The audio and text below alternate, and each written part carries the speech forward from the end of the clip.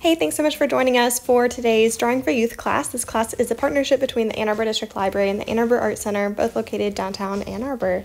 And today we're going to be doing a fun drawing. It's a one-point perspective road trip. And so we'll learn a little bit about one-point perspective and just the technicalities of how to do that, and then we'll have some fun with this. So the first thing that you're going to want to do is grab out your pencil, an eraser, and a sheet of paper. And what we're going to do is about in the center of your paper, you're going to mark the vanishing point, which is the little dot that all of our lines are going to be leading to that dot. So then we'll take our pencil and preferably a ruler if you have one, and we'll draw a line connecting that dot to each of the bottom corners of your piece of paper. And that's going to be the lines that are going to make up our road. You can go ahead and draw the little dotted road lines if you want. You might want to do it in a different way, and that's totally fine. I'm going to go ahead and draw another set of lines that are going to be the sidewalk. So this would be kind of the edge going alongside the road. And so you're just going to go, a little bit above the bottom corner of your paper where you did the last line. And again, just make sure that you're connecting it to that dot in the background. Okay, so now that we have our road and our sidewalk, we're gonna add trees alongside of the road. So we're gonna go ahead and make those, so they're very similar to the other lines that we drew, and you can make them go all the way up to the top corner of your paper if you want, but you don't have to do that. So you can just kind of make them, however high up over on the side of your paper that you want to go.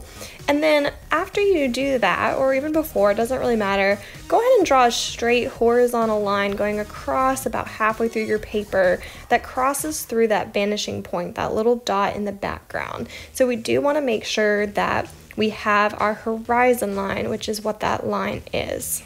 That horizon line is just that far away line where the sky meets the ground, really far back in the background.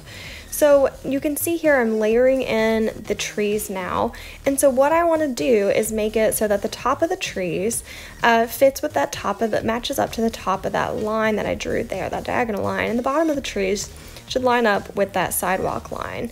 And you can see as they get further away, they get smaller and smaller, and also they would start to overlap more. And on the other side here, I'm just showing you a different kind of tree. So one is one kind of tree and the other one is another kind of tree. So you can decide which kind of style that you want to do. You can mix it up here, you can do it however you want to do. The trees is totally fine.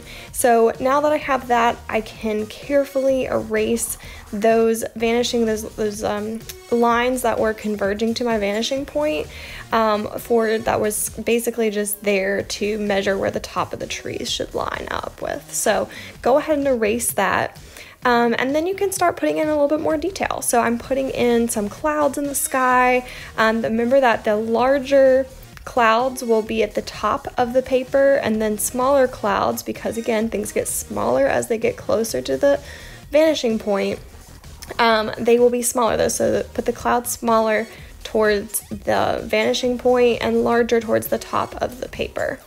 At this point, add the details that you want to add. So I went in and added a little squirrel, a flower, some grass, different things. And then I've also made my sidewalk have some depth. And so what I did is I drew another line that is pretty much right near that one that started in the corner of our bottom paper. And that just makes the sidewalk kind of have depth, have the thickness.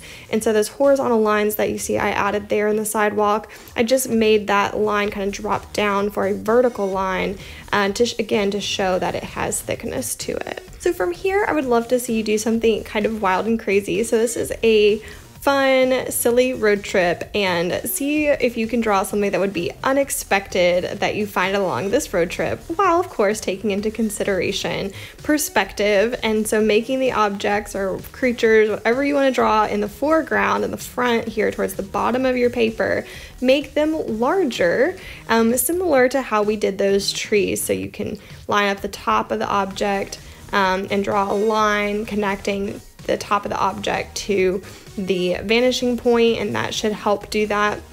And same thing with the bottom of the object too with the vanishing point. So you can see here I've added in little people just so that you can get a reference for what that might look like. And now I'm adding in some silly, crazy creatures. So this is in red so that you can see the difference between just the regular scenery and my imaginary, crazy, what creatures might pop up on this road trip here. So you can make this however you want. And then after you draw your unexpected road trip creatures, I hope that you color this with whatever medium of your choice. Have fun.